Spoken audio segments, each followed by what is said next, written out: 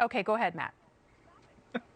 I think that there is value in this, even though it's going to be a clown show. The value is in even the pretend exercise of congressional responsibility in discharging its duties. And yes, it's going to be rushed, and it's been rushed already. But the Congress has, for a good solid decade, 2 decades, certainly all this century for the most part, has completely abandoned its oversight role and its legislative role, frankly, in many ways. And so by doing this, I think you do hold a president or an ex-president, in this case, accountable. It is the, But is impeachment the right only path to accountability?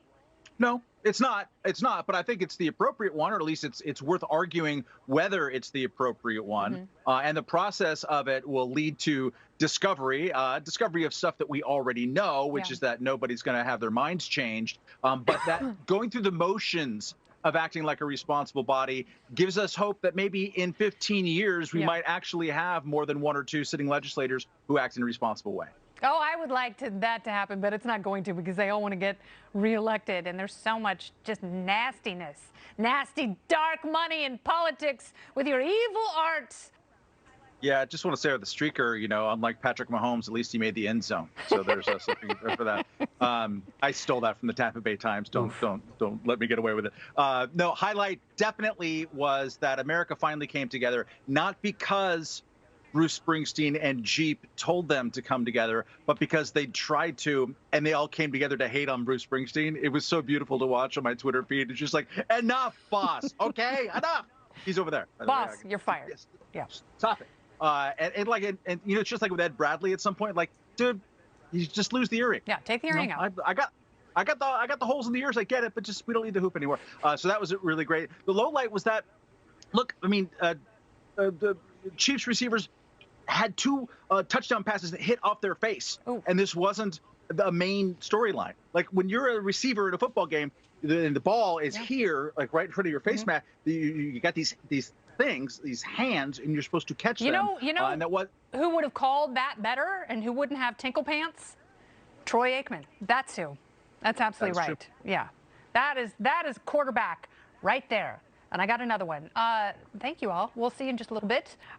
So Matt, go ahead, my friend. Enemy is within. I mean, just try to imagine that, you know, being said by Karl Rove or George Bush in 2002 or 2003. How many Star Wars movies would be made about that phrase with Sith Lords uttering it? It's striking, and it's not something that's just, hey, look, it's political hypocrisy and so on.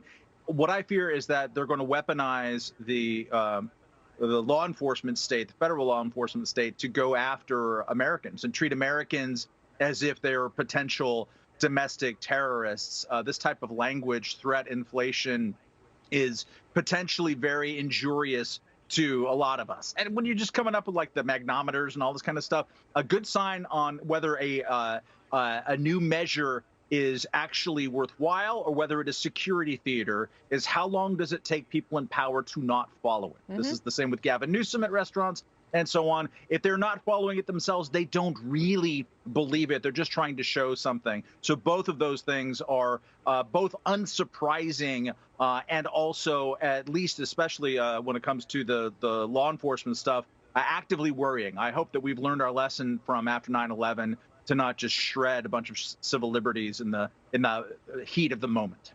Yes, surveillance and over-surveillance cuts both ways. This is something that knows no party, Laura, and Matt is absolutely right.